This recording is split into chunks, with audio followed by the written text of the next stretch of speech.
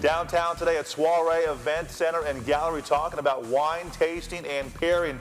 'Tis the season to eat, drink, and be merry. We're talking about the drinking part, right? Absolutely. Okay, what you need to know for this holiday season to impress your friends, it's coming up in just a few minutes. Hang on. Choosing wine for any occasion along with taste testing, well, it can be a challenge for most. Absolutely. This morning, Craig Coffey goes behind the bar to get the verdict on the vino when choosing the right complement for your next celebration. Thanks, guys. Cheers to you and cheers to you, Michaela. We're here right now at Soiree Event Center and Gallery downtown on Tejon. And by the way, what does soiree mean? It actually means an evening event filled with laughter and light and music. That's what it's about, right? It's all about That's life why we're celebrations. here, because this always means a good time.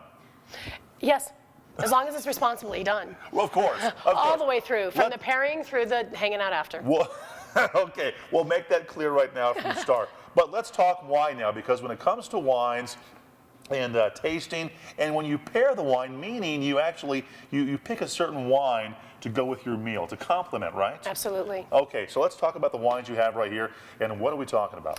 Well, we're coming up on the holiday season, and there are some fabulous ways to pair in and pull in wines very easily. Okay. Wines really should complement your food, and your food should complement your wine. You shouldn't have anything overpower. You want it to work together in harmony. Okay. So the idea behind any sort of wine pairing or beverage pairing of any sort, whether it's beer or spirits, is really to complement what is happening on your table.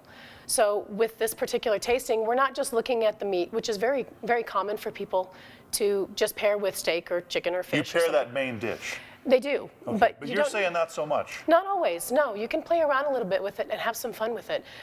What I've found over the years is that you'll have different family traditions that will bring about different flavor profiles that incorporate your entire table.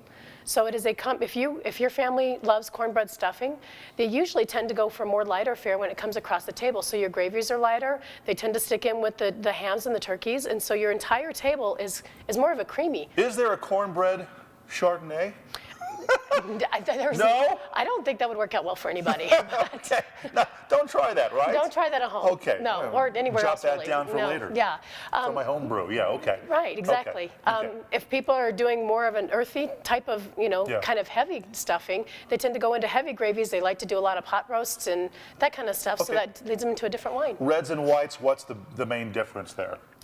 Reds and whites really, not just your grape varieties, but then also you've got different structures within them. So Okay. white wines are definitely lighter on the palate, and they're usually go down a little bit smoother for a lot of American drinkers. On the flip side of it, you get a lot more body and tannin and structure off of the reds, and if Okay. you've got a developed palate that really enjoys that, it's hard to play around between the red and the white. I think I'm developed. I have a developed palate. Yeah. Easy for you to say. A developed palate. Yeah. Yeah. Okay. Plus, I'm kind of fruity too. Hey, that's all right.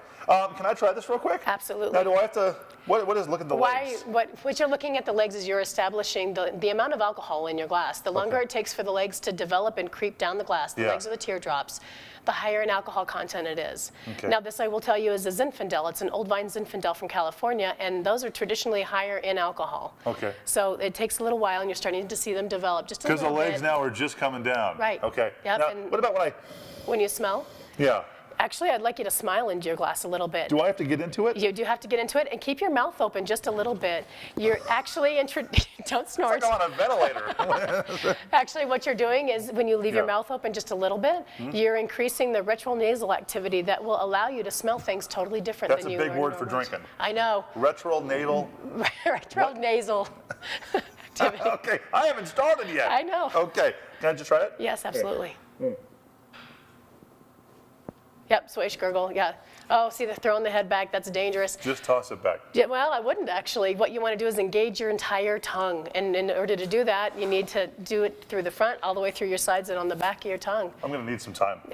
We'll spend it Alone together. right It'll be now. fabulous. Okay, we're going to have more on the way. Again, we're talking about pairing here and tasting. We're going to do some beers and spirits. That's coming up in just. I'm liking you, Michaela.